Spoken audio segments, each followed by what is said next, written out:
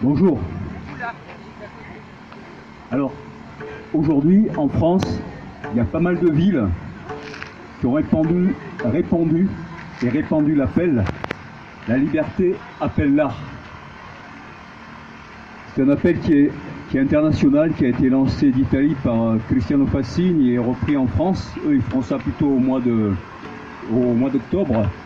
Une des choses qui a le plus choqué la France et beaucoup de pays du monde depuis 3 ans et demi, c'est le silence des artistes, des intellectuels, des écrivains par rapport à toutes les lois qui sont passées, les enfants maltraités, les personnes âgées dans les EHPAD, les atteintes aux libertés, la censure, les lobbies, l'effondrement de la démocratie et tout ça.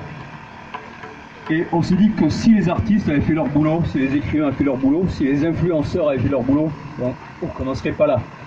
Il y a beaucoup d'artistes, de chanteurs qui sont passés pour des rebelles, mais ils ont touché de l'argent en 2020 et en 2021 directement pour se taire.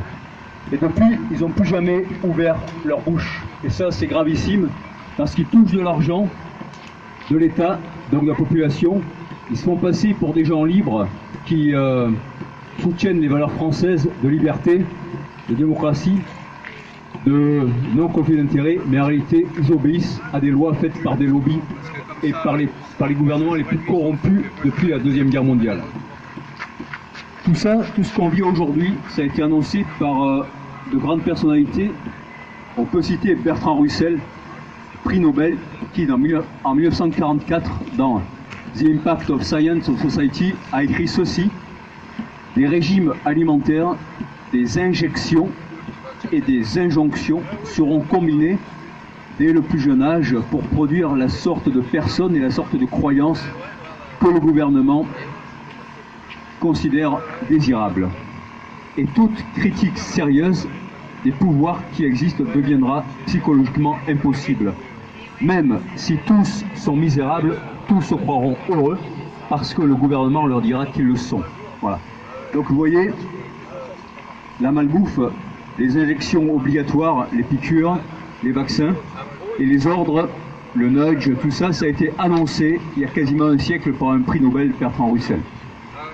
C'est pas du complotisme, c'est un des plus grands philosophes qui a fait de la prison pour les libertés qui a annoncé ça en 1944. Voilà donc cet appel: musiciens, artistes, écrivains, citoyens, sortez du silence. Si les artistes parlent, tout peut changer. Et écrivains aussi, arrêtez de toucher de l'argent pour vous taire et trahir votre mission et la société. Qu'est-ce qui nous permet de parler comme ça? Voici un peu tout ce qu'on nous impose depuis 10 ans, 20 ans, 30 ans, mais qui s'est accéléré. Des vaccinations imposées, inutiles, destructives, ruineuses, illégitimes. Destruction de la santé publique, augmentation des prix, effondrement du tissu social, surveillance, fichage, puçage, fusion finance-gouvernement, business d'État avec les dictatures, faillite des indépendants, censure d'Internet, médias et écoles sous influence, retraite,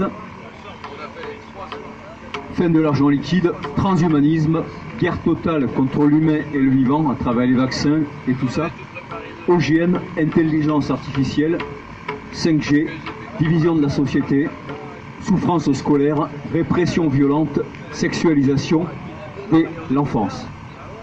Ça aussi, la sexualisation, toute cette théorie woke, tout ce qu'on impose aux enfants, ça a été annoncé par Aldous Huxley dans Le meilleur des mondes.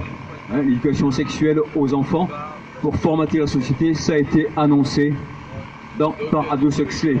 Donc tout ça, c'est prévu. Donc la question, c'est pourquoi, depuis plusieurs décennies, imposer des innovations inutiles et ruineuses, intrusives et dangereuses, permettant l'accès physique au cœur du vivant et de l'information. La volonté des gouvernements et des lobbies, c'est vraiment de contrôler l'alimentation, la reproduction et les comportements de la planète et de l'humanité entière. Voilà. Donc aujourd'hui, dans de nombreuses villes de France, il y a des appels comme ça.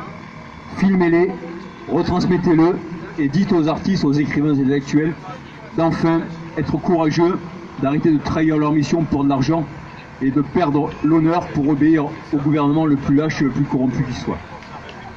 Donc on a des artistes aujourd'hui, on a Naoto Baba Kitayama, qui est japonais, qui a beaucoup